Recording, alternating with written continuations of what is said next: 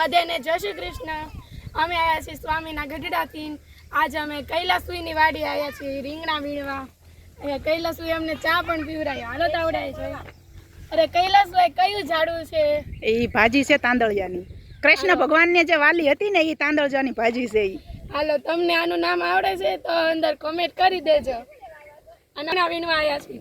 તમને અમારે વાડી જ નથી પણ આ કૈલાસુઈની વાડી આવીને અમને વાડીનું હવે આયથી જવાનું મને જ નથી અને કૈલાસુઈ એમ છે જવાય નથી દેવા। ભજીયા ખાવા રોકવાના છે બધાયને। હાલો તમારે ભજીયા ખાવા તો વી આવજો। અમારી રીના બેન તો એમ કહી છે રીંગણાના ભજીયા બનાવો। ભજીયા ખાવા તો વી આવો। આહા શેના ભજીયા બનાવવાના? રીંગણાના કટ કરી રીંગણા કટ કરીને ભજીયા બનાવવાના છે। વાહ જીનુ બેન વાહ, એમને શીખવાડની। જો માં દીકરો કેટલો મસ્ત હેત કરી રહ્યા છે। ઝૂમ કરીને જો થોડો। આ માં દીકરો છે હેત કરી રહ્યા છે। એમને ખબર નથી આપણે એનો વિડીયો બનાવી રહ્યા છે એમ। અને અહીંયા જો નાના નાના બેન બા મોટા બેનની વાહે વાહે ફરે છે।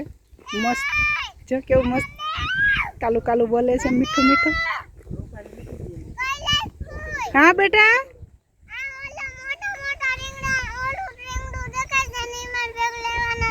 નથી આવતી?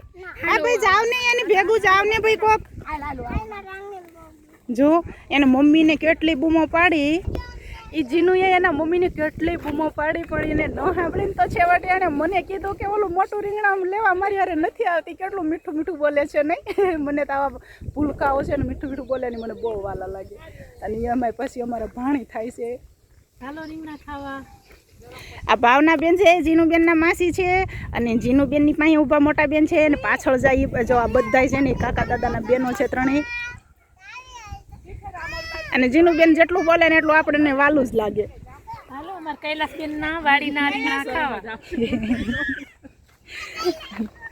ઓ જો જીનુને રમાડે છે। હા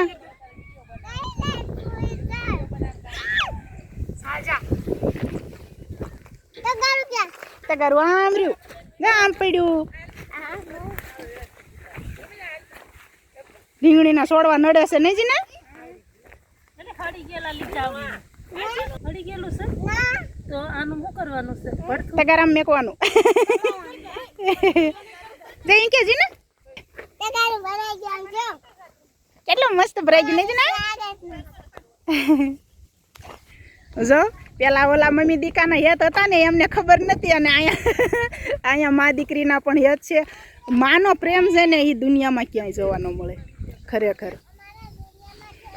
ઓહો કઈ દુનિયામાં જોવું છે? જીનુબેન કે અમારી દુનિયામાં જોઈ લ્યો। એ ભાણે આ જીનુ શું જોવાનું હતું? આ રીંગણી।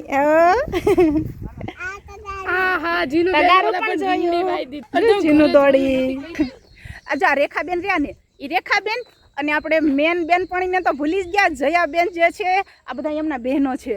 જયાબેન અને એ બધા 6 બહેનો છે અને ભગવાન માતાજીનો દીધેલો એક જ ભૈલો છે। અને બધાએ આજે અમારા ગામમાં 12મું હતું એટલે બધા આવ્યા છે। તો એમ થયું કે હાલો હું એમના મામાની દીકરી થાવ છું અને અમારા પતિદેવ છે ને એમના માસિયાઈ ભાઈ છે એટલે એ એમના માસિયાઈ ભાઈની વાડીએ આવ્યા છે, મારી વાડીએ નથી આવ્યા હો।